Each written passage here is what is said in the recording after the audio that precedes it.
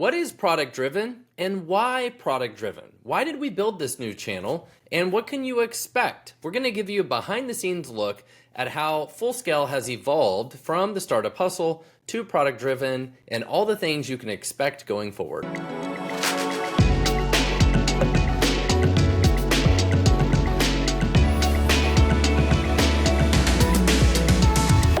Welcome back to Product Driven and I guess Startup Hustle. Today we are talking about the difference and why we've created Product Driven here at Full Scale. And I have Ryann Dowdy with me. Ryann, how are you doing? Good, Matt. How are you?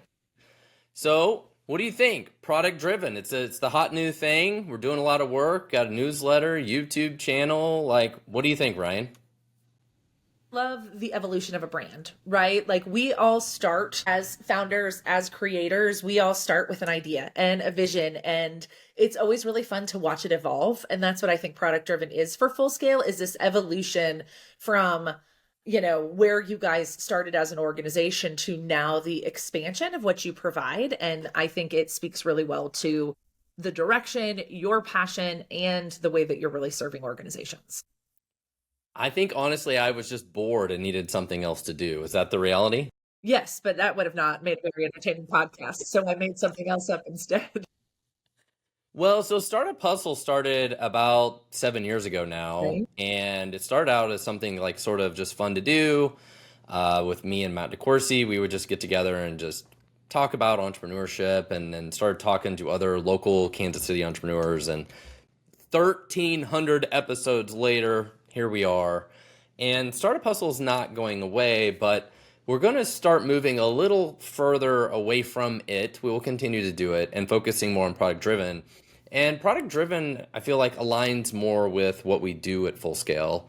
We are helping tech businesses build technology and tech teams, software development teams, building a product. And it's something that I'm really passionate about, that I feel like there's a huge gap out there in regards to the skills and content and knowledge between building technology and the business side of things. Like there's this huge gap of like, this is a product we're building, but people seem to get lost on that part of it. Yeah, and I think that what I've enjoyed about kind of watching the product driven evolution is about more than just building software, right? Like when you guys started, when it was Startup Hustle, it was let's just build the software, right? Like we have team and resources to help you build software, but now you're realizing as you plug employees into your employees, into other organizations, right? In your model, that it's got to be more than just software developers, right? There has to be leadership. There has to be team development. There has to be, like you said, tying the developers to the business. And I think that's a really important nuance of both the work you do at Full Scale, but just for, startups in general. At some point, a startup is no longer a startup, and we have to start thinking about the next iteration of our business. And how do we build products that people want to buy? And how do we build teams that actually like their work? And how do we deliver a product people are excited about? And to me, it all kind of ties together really beautifully. Well, you mentioned that, and there's always the saying that like every company is a software company now. Yeah. But And there's probably really, truth in it should be that they're all product companies, right? Amen. Like it's like they're not building software, they're building a product. And granted, some of them are building a product or software that they only use internally. Sure. It's not really a product. But for a lot of our customers at Full Scale, it's a product. Like even if Yeah. it's a product for internal users, it's a product to them. Yeah, that's true. I hadn't thought of that. Yep. So what really got me motivated about this was the summer I went to the Philippines and I did a keynote speech at a dev conference there.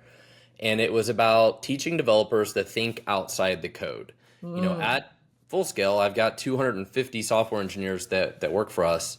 And the biggest struggle with all of them, honestly, is communication skills. It's a problem for all software developers, no matter where in the world they live, it doesn't matter. And getting them to think outside the code. Most developers are so focused on the code. What does the code look like? And how does the code work and all of that? Literally nobody cares. People care about their problems. Like, I have a problem. I need a tool to fix the problem. Yes. The product is the tool. The code is the tool. Right. And we've got to get developers to have more of this mindset of, I need to understand the users, their problem. Why are we building this thing? And having more of a focus on that. And so that is really the genesis behind this and what really inspired me is like we need to teach developers and startup founders and everybody else to have more of this product first mindset. Sure. Well, and didn't you give a few other talks? Like I feel like there was an event that you spoke at, not in the Philippines, but here where you kind of had like a small roundtable discussion with a lot of founders. And it was a lot of the questions that you were talking about, right? Like I have talented developers, but, right? Like it's almost what comes after the but. Like we've got the developers, but we're having a hard time Yeah. communicating, or we're having a hard time getting them to see things differently, or we're having a hard time putting a leader in place who can see both of these things. Like this is also a pattern you're seeing inside of technology companies where there is this gap between, again, just I want to build software and how do we make this cohesive business strategy. Well, I saw one of our customers this week, and great full scale customer, loves us. We do a great job. He told me, he's like, I talked to my CTO the other day and I asked him, like, do we need more developers? And his response was, no, we need more people that understand how our product works so we know what to build. So then we can hire more developers. And I Yeah. told him, like, that's great. I agree with you. But why don't you just include your developers more in those conversations so the developers understand also more about what you need to build and how Yeah. you need to build it? And he's like, aha, that's a good idea. We should do that. And I'm like, ding, ding, ding, ding, ding. Yeah. Like this is the problem we're trying to solve, right? It is Right. bridging this gap. Mhm. And honestly, not all software engineers are able to do it. Just like somebody who is a carpenter and swings a hammer is not going to be the architect of the building, Got it. right? But there are a lot of them that can, or if they had more understanding of what we're building and why we're building it, maybe they would be at least a better carpenter, Sure. right? At Totally. least when they got stuck and they're like, I don't remember how we were supposed to do this, they could think, oh, well, I remember the boss said we were building it for this reason. I need to reinforce this thing. Like, I don't need to go ask somebody. Like, now I'm like 90% sure I can make this decision Mm, instead of getting frozen and I've got to go ask somebody. Just by empowering people to know more yeah. about what you're building and why, they will make better decisions. Absolutely. And that's where, you know me, I always get into like the psychology of marketing and sales because that's what I do. But it's just the psychology of people, right? When we know why we're doing something and you can give somebody purpose and you can give somebody focus, it feels good. It creates cohesion. It creates stronger culture. It creates better conversations and all of those different things, you know? So I think there's obviously the tactical side of it, right? Create a really great product and serve that product well is really important. But what we're seeing right now, or I see at least in the marketplace, is there's also a talent issue, right? Where you want to retain your top talent. And if your top talent feels like they're on an island, or they feel like they don't feel bought into what you're doing, it is very easy for that top talent to be swayed to go elsewhere. So if you can create stickier relationships with your people, they will stay for longer, and that's beneficial as well. So I think it's again seeing it from all of those angles of course we need a rock star product, but yeah, it's also a big headache to have to constantly hire and train. Whereas if we can create stickier cultures and more ownership, then we're not having to do as much hiring and training, right? Even if it's through Well, full scale, right? Like in general, we can just focus on growth. I think those developers, and any kind of employees, to your examples, will be happier too if they have more ownership, right? They Of have more course. ownership in whatever it is they're building. They will naturally just care more about it, right? It's almost kind of the IKEA effect, right? It's like people care more about their furniture they bought at IKEA just for the simple fact that they build it. Amen. And I think that the same thing for any of these kind of jobs, including developers, if they're just sitting around being waiting to be told what to do, they're not going to have the same sense of ownership of like they Sure. were part of the planning, they were part of the Yeah. decision making, and they have ownership and like why this thing was built the way it was built. Yeah. So I have a question for you about brand evolution because obviously the startup hustle, you guys started building software for startups because that was why you created Full Scale, right? You needed a product built, and that's the thing. And so now you're learning as you grow that yes, you're a great solution for startups, but you're also finding that you're a really great solution for more established companies as well, and kind of developed this new market. So you're kind of seeing that need and allowing your brand to evolve, Matt. How do you, for people listening, like, how do you talk to them about the evolution of a brand and knowing when and how it's time to evolve versus just because it'd be really easy for you to white knuckle, the startup hustle and stay in the startup space because it's your heart and you're good at it and you love it, but you're seeing this evolution.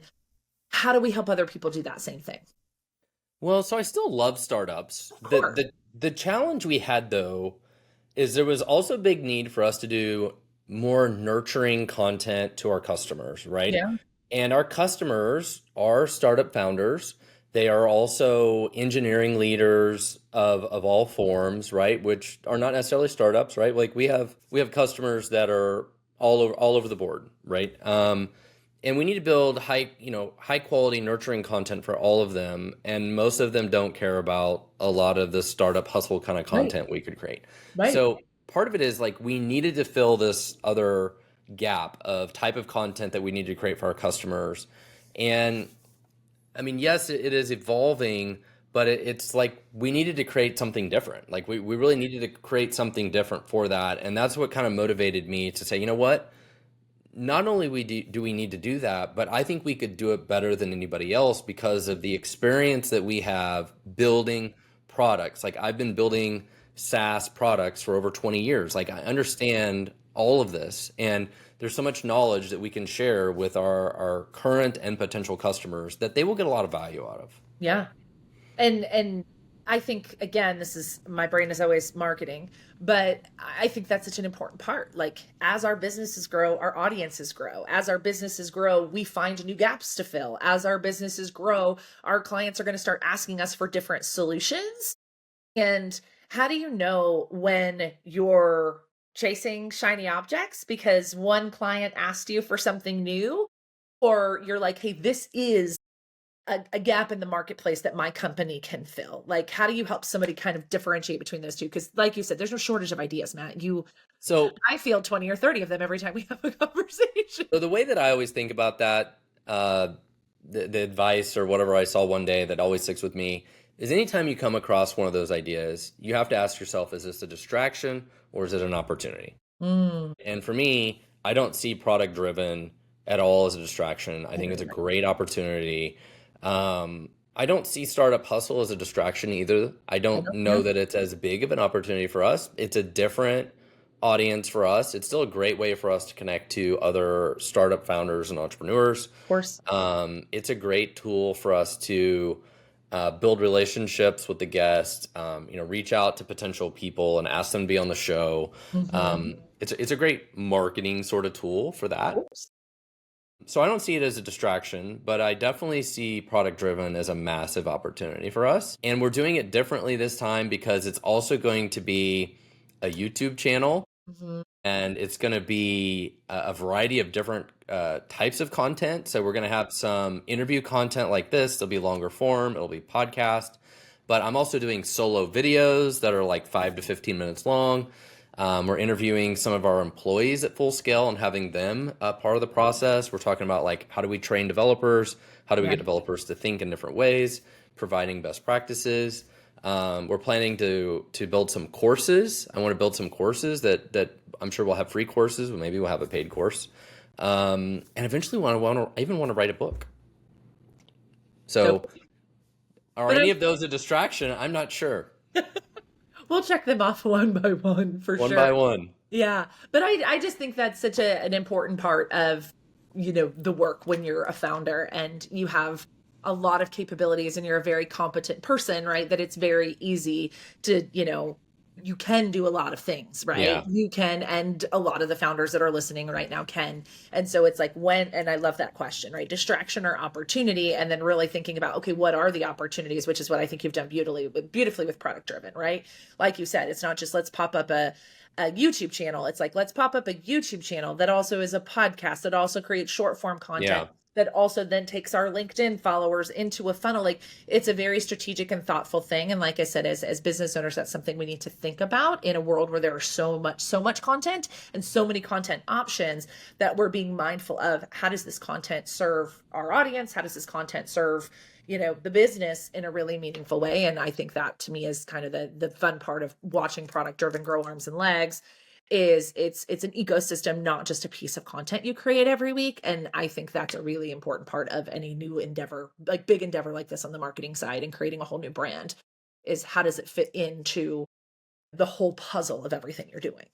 Well, and I think that's key is you always got to remember like why are we doing this? Like Mhm. it's just like software developers didn't remember why are we doing this.